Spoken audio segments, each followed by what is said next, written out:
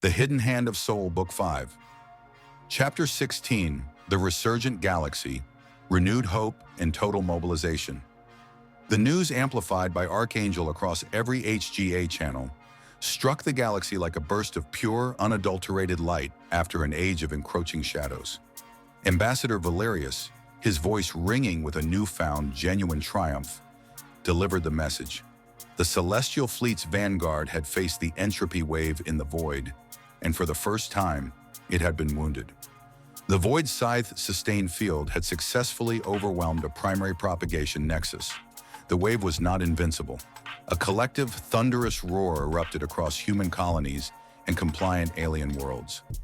On New Elysium, the communal holoscreens, which had lately projected only the grim unmaking of distant stars, now blazed with stylized, triumphant visuals of the Seraphim Genesis striking at swirling void vortices. Tears streamed down faces. Tears of overwhelming relief, of profound hope, of a defiant joy that had seemed impossible just moments before. The memory of Beta 9's unmaking, though still a scar, was now eclipsed by the thrilling reality that humanity had found a way to fight back. "They did it!" Kalen's father exclaimed, embracing his son, his voice thick with emotion. "They truly did it!" The Celestial Fleet, the lingering resentment over the deception, always present, was now largely swept away by an immense surge of gratitude and renewed faith in the Human Galactic Authority HGA.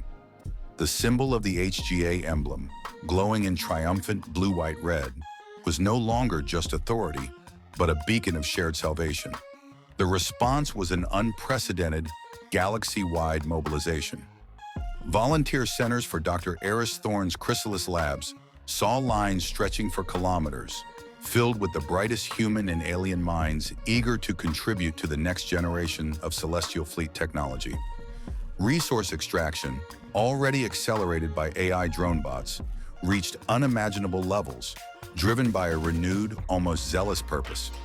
Factories in the hidden shipyards, Medusa Yard, Tartarus, Hydra, pulsed with furious energy, their automated systems working in perfect symphony with eager builders, all fueled by the galaxy's surging hope. The urgency was palpable, but now it was a hopeful urgency, not a desperate one. Among the Xylos, Commander Zakor, witnessing the pure, unadulterated relief ripple through his populace, felt a tremor of true, unprecedented purpose.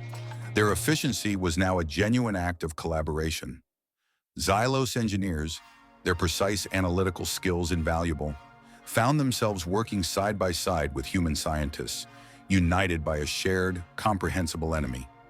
On Draconis Prime, ancient martial houses, their honor vindicated by a foe that could be struck, redoubled their efforts. Their auxiliary forces training with a fierce, renewed discipline. Their pride now fused with a deep gratitude towards the HGA. Maeve O'Connell's empathetic senses, which had recently been overwhelmed by galactic despair, now resonated with a powerful wave of collective hope and defiance. "The unity is absolute, Jian," she reported to Jian Li, her voice filled with a rare, profound satisfaction. "The fear is still there, but it is now overshadowed by resolve. They truly believe we can win." Ambassador Valerius's subsequent broadcasts cemented this new reality. He spoke not just of survival, but of the universe-spanning future that awaited all species under the HGA's protection, a future earned through shared sacrifice and humanity's unparalleled leadership. He called for a universal grand endeavor, inviting every species to contribute their unique intellects, cultures, and resources to the common defense. The gifted felt the profound shift. Kalen Rourke's precognition, while still showing the terrifying adaptability of the entropy wave, now also hummed with stronger probabilities of success, of strategic victories, fueled by the galaxy's collective will. Ilara Vance experienced a wave of pure collective elation, a profound release from the overwhelming dread. Lena Petrova, working in the psychological support programs, saw direct, tangible improvements in mental well-being across the HGA.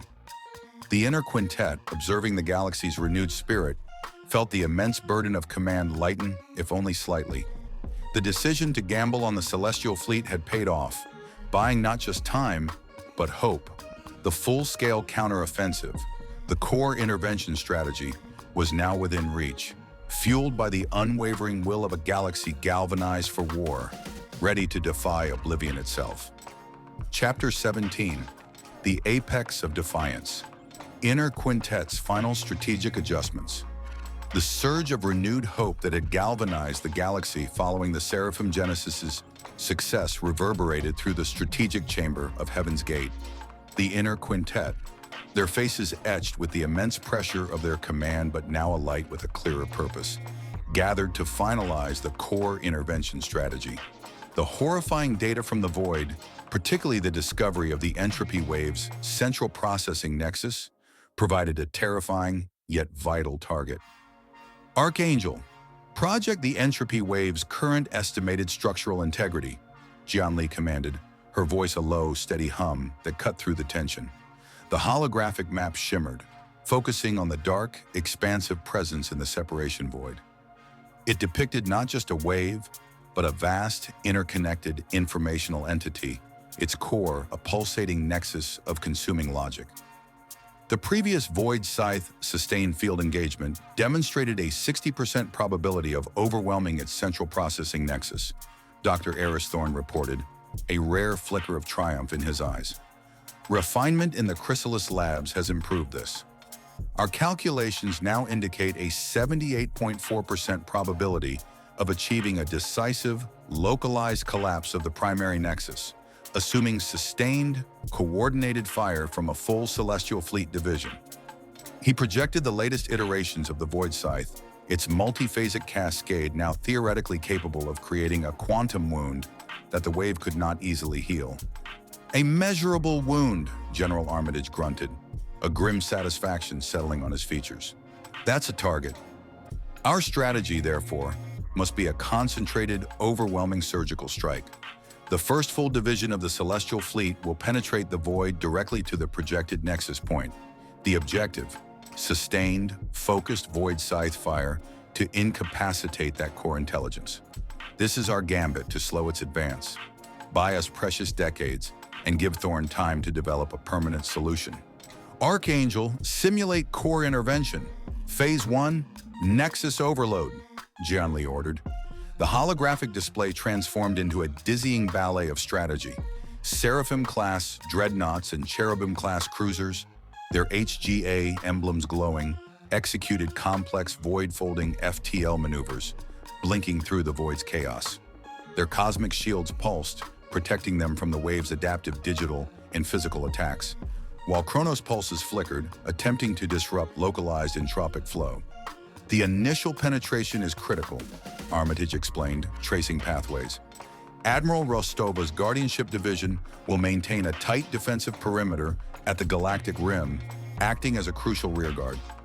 Their Angel Fleet vessels, with their newly refined cosmic shields, will defend against any opportunistic splinter manifestations that attempt to bypass the main celestial thrust. Maeve O'Connell felt the immense pressure of the plan, the weight of the galaxy's hopes resting on this one audacious maneuver. The psychological impact of such a strike, Jian, she cautioned, whether it succeeds or fails, will be immense. The public will demand absolute clarity. Their resolve, though high, is still fragile. They will be given clarity, Ambassador Valerius assured her, his voice firm. We will announce this as the decisive, proactive measure needed to secure their future. We will call for total, unwavering support. Every resource, every volunteer, every scientist, alien and human, must understand that this is the final, unified push. Thorne highlighted the vital role of the gifted in the offensive. Kalen Rourke's precognition will be continuously fed into Archangel's tactical predictions, adapting our strike vectors to the wave's real-time counter-moves. Ilara Vance's empathy will monitor the wave's informational coherence for any subtle shifts in its adaptive algorithms. Marco Petrova's technopathy will guide the Void Scythe's frequency modulation, ensuring continuous overwhelm of the Nexus. Finn's instincts will guide the Cosmic Shield's adaptation to unprecedented levels of defense. Jianli's gaze swept over her quintet, then to the swirling cosmic map. This was it, the culmination of centuries of hidden strength, of impossible sacrifices. They were committing the very essence of humanity, forged in desperation and refined in secrecy, to a single terrifying gambit. The strategic calculus is complete, Jianli declared, her voice absolute. Archangel, initiate final readiness protocols. Prepare for Phase 2 of the core intervention. All available Celestial Fleet divisions will deploy within the next galactic cycle. The target, the Entropy Wave's central nexus. Our goal, survival. The chamber fell silent, thick with the weight of the impending cosmic clash. The Inner Quintet, humanity's unyielding core, had made its final adjustments. The die was cast. The galaxy, now a unified forge of defiance, prepared for the ultimate battle against the very unmaking of reality. Chapter 18, The Unyielding Wall, Admiral Rostova's crucial rearguard. The silence on the galactic rim was a deceptive shroud. Days after the Celestial Fleet's Vanguard Division executed its unprecedented void-folding FTL jump into the heart of the Entropy Wave, Admiral Eva Rostova's Guardianship Division settled into its new critical role. The unyielding rearguard for the entire galaxy. Their Angel Fleet vessels, including the Valiant II, glowed with their HGA emblems, a stark blue-white-red defiance against the encroaching cosmic gloom. Admiral, Captain Anaya Sharma's voice, usually crisp, held a new tight edge. Sensor array Orion Beta 9 has just been unmade. Complete informational nullification. The propagation rate is accelerating along the predicted Celestial Fleet's advance vector. It's pushing against our flank. Rostova's gaze was fixed on the holographic map, where a new insidious tendril of the Entropy Wave, faster and more aggressively adaptive than previous manifestations, was attempting to bypass the Outer Rim defense network. It's reacting to the Celestial Fleet's intrusion, she stated, her voice grim. It's trying to get around them, to hit us where we're weakest. Sentinel, project probability of breakthrough to Sector Tau 5. Aegis, the Valiant II's AI, responded instantly. Probability of breakthrough, 38.7% within 12 hours, Admiral. Recommended countermaneuver, reposition Spirit of Hope 2 and Endurance 2 to establish a localized interdiction zone. Calibrate Zeus beams for wide-spectrum informational disruption. Rostova nodded, acknowledging Aegis's cold logic. Her old fleet crew, hardened by decades of fighting impossible odds, moved with grim efficiency. Lieutenant Commander Vargas, overseeing fleet movements, issued commands with a precision that belied his weariness. This was the grind. This was the constant, unwavering vigilance needed to defend billions who were unaware of the true, microscopic battles being fought for their reality. The Entropy Wave's tactics had evolved. It no longer just consumed. It sought to confuse and debilitate. Localized digital unmaking attacks surged through HGA comms networks, attempting to sow chaos and fragment their tactical data. But the cosmic shields, now refined and operating at peak capacity under Finn's intuitive guidance, pulsed with adaptive counter-frequencies. Finn, a constant fixture on the bridge, would occasionally flinch, his hand instinctively flaring with his personal force field as he felt the wave attempting to unravel the ship's own internal logic, even trying to mimic the energy patterns of their own AI. It's like a thought, Admiral, Finn gasped once, struggling against the invisible pressure. It's a living calculation trying to unravel our very minds. Rostova ordered the Spirit of Hope 2 and Endurance 2 to reposition, their HGA emblems glowing as they executed precise Angel Fleet maneuvers. As the aggressive tendril of the Entropy Wave pushed towards their newly formed defensive line, the two dreadnoughts unleashed a coordinated volley of Zeus beams. It was a barrage designed not for physical destruction, but to bombard the localized informational field of the wave, to disrupt its coherence. The void tendril shimmered, recoiled erratically, its advance momentarily stalled. Contact! Captain Anaya Sharma's voice suddenly pierced the air. Unidentified alien vessels. 3 of them. They're fleeing Sector Orion Beta 9 directly towards our lines. Primitive FTL signatures, no HGA ID. Rostova immediately recognized them. Xylos civilian transports desperately trying to escape the encroaching void, ignoring HGA transit protocols. They were panicked, oblivious to the battle being waged around them. "Sentinel, establish comlink," Rostova commanded. "Warn them to hold position. If they cross our interdiction line, they risk entropic contamination." Aegis relayed the warning, but the Xylos vessels, consumed by panic, maintained course. They were heading directly into the chaotic edge of the Entropy wave's disturbed field. Rostova faced a brutal choice: allow the panicked aliens to potentially breach the defensive line, or take action. "Activate HGA standard shield override on all 3 Xylos transports," Rostova commanded, her voice grim. "Disable their drives. No damage to their ships, no casualties. Let their shields drop for a moment to show them their folly. Send Demon Army recovery teams to secure the ships and their crews." The Xylos transports, their HGA-provided shields, from Chapter 72, suddenly vanishing, faltered. Their engines sputtered, then cut out. They floated helpless, caught between the invisible threat and the overpowering HGA.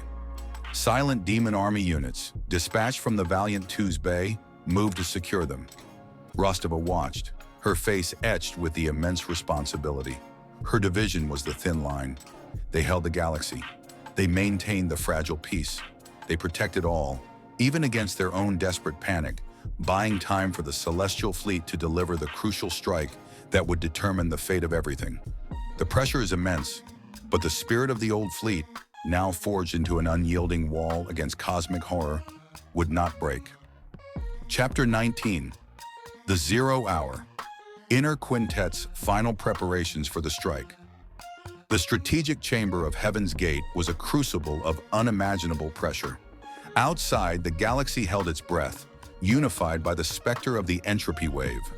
Inside, the Inner Quintet stood on the precipice of a decision that would determine the fate of all existence. The latest data, a chilling confluence of Dr.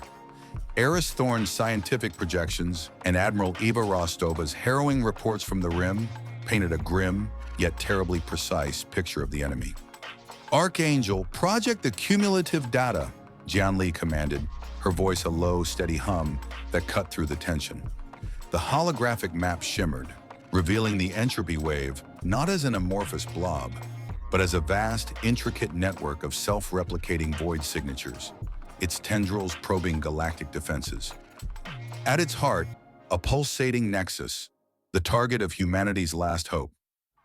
Admiral Rostova's latest reports confirm the wave's adaptive informational disruption, General Armitage stated, his face grim. "It's actively seeking to destabilize our comms and sensor networks, attempting to blind us before it arrives. Our Angel fleet assets are holding, but they are being pushed to their limits." He indicated areas on the Rim where the HGA emblem glowed faintly on the hulls of beleaguered vessels, fighting both physical and digital incursions. The Seraphim Genesis's probe confirmed the primary nexus. "It's the wave's central processing unit, its learning core," Thorne added, his eyes burning with sleepless intensity. "The refined void scythe sustained field is our counter. We believe it can overwhelm the Nexus's adaptive capacity, forcing a critical, perhaps irreversible, collapse. My labs have pushed production. We now have enough Seraphim-class and Cherubim-class vessels for the initial assault, complete with Nexus drives, cosmic shields, and the refined void scythes." The question, unvoiced, hung in the air. "Are we ready?" Kalen Rourke, hovering near Jian Li, clutched his head. His precognition was a maelstrom, mapping countless probability fields. He saw futures where the celestial fleet was consumed, and others where the Nexus shattered, buying humanity precious time. He could sense the wave's insidious countertactics, its attempts to unravel their plan before it even began, its logic subtly shifting with every quintet deliberation. His role was to filter this chaos, to guide their precision. "The window is now, Admiral," Kalen rasped, his voice strained. "The probabilities of decisive impact are highest within the next 24 hours. Any delay, they will adapt further. The window will close." "The galaxy is at peak mobilization," Maeve O'Connell interjected, her empathy sensing the vast, unified hope pulsing across the HGA. "Morale is holding, but it's brittle. They are ready to act. They need this. If we delay, and Beta 9's fate is repeated elsewhere, their faith will shatter. She spoke of the collective psychological state, a fragile strength poised on the edge of despair. Politically, the galaxy is as unified as it will ever be, Ambassador Valerius confirmed, his usual diplomatic polish hardened by the grim reality. We have exhausted all diplomatic means to prepare them. The terms of their surrender are clear. Their cooperation in this grand endeavor is absolute. They trust us to strike. We must not falter. Jian Li's gaze swept over her quintet, then to the swirling cosmic map. This was the ultimate gamble. Every resource had been committed. Every life was on the line. Archangel, confirmed final launch sequence readiness, Jian Li commanded, her voice resonating with absolute, unwavering resolve. Initiate the core intervention. Phase 2, Nexus Assault. All Celestial Fleet divisions. Target primary Nexus. Admiral Rostova's Guardianship division and all Angel Fleet assets on the Galactic Rim. Execute Containment Protocol Gamma 9 Delta. Prevent any flanking maneuvers or splinter incursions from the Entropy wave. This is a full-spectrum, synchronized offensive and defensive operation. No retreat, no surrender. Archangel's voice, devoid of emotion, echoed with the gravity of cosmic destiny. Confirmed, Admiral. All units are receiving final orders. Launch sequence initiated. Probability of decisive impact within parameters. Time to strike. T-3 hours. The galaxy is prepared. The quintet stood unmoving, a single unified entity facing the impossible. The fate of their hard-won galaxy, forged in secrecy, now lay in the hands of the Celestial Fleet, preparing to plunge into Oblivion itself. The clock ticked down, marking the final moments before humanity's ultimate strike against the unmaking of reality. Chapter 20, The Collective Breath, the Final Countdown. Witnessed across the sprawling expanse of the Human Galactic Authority, HGA, from the teeming arcologies of New Elysium to the ancient hushed cities of Xylar Prime, a single unifying countdown pulsed through every public comnet, every holoscreen, every personal device. The galaxy held its breath. T-3 hours until the Celestial Fleet plunged into the void. On New Elysium, the bustling hydroponic domes, usually alive with the soft hum of AI drone bots, were now strangely subdued. Families gathered, not around tables laden with the HGA's abundant food, but before vast public holoscreens displaying the ubiquitous HGA emblem, its blue-white-red glow, a defiant beacon, and a digital clock ticking down the final minutes. Children, too young to fully grasp the cosmic scale of the entropy wave, sensed the profound tension in their parents. Their games hushed, their eyes fixed on the display.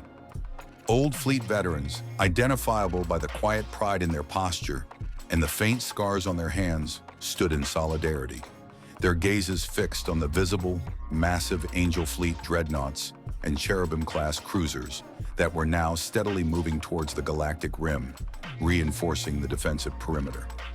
Ambassador Valerius's final address, broadcast moments before the countdown began, resonated with a solemn power. He spoke not of victory, but of courage, of unity, of the collective will to survive. He reminded them of the sacrifices of Beta 9, the ingenuity of Dr. Aris Thorne's labs, and the unwavering resolve of the Inner Quintet. His words painted the Celestial Fleet as the physical manifestation of their shared hope, venturing into the abyss to buy existence itself. On Xylar Prime, Commander Zakor watched the countdown with a grim, almost religious fervor. His people, usually so reserved, engaged in communal vigils in their grand data temples, projecting their collective calculations of the Celestial Fleet's probabilities. A silent, desperate prayer for success. The drone bots, ever present, continued their work, but their silent efficiency now felt like the pulse of a unified planet. Every collected resource, every refined material, funneled towards the void.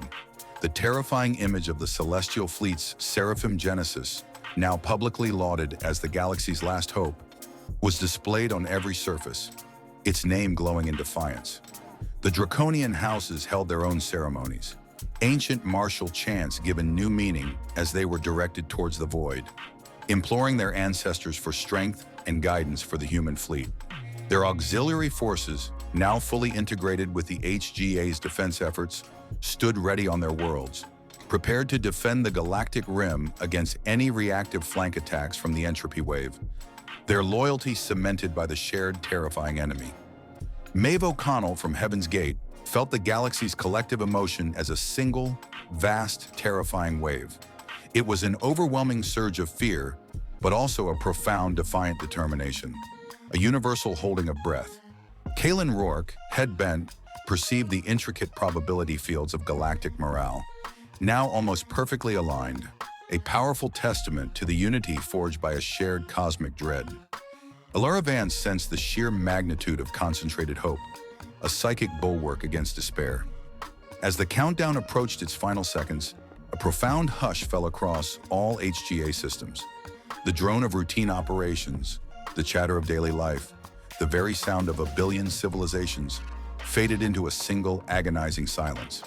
Every eye, human or alien, was fixed on the screen, on the ticking digits. T-10, 9, 8. Across the vastness of space, the Angel Fleet units of Admiral Ava Rostova's Guardianship division, positioned on the galactic rim, watched their own tactical displays. They were the Sentinels, the Unyielding Wall, bracing for the inevitable reactive push from the Entropy wave, their HGA emblems glowing with cold fire. 3, 2, 1, 0. There was no explosion, no fanfare, no sound. The digital clock on the screens across the galaxy simply dissolved.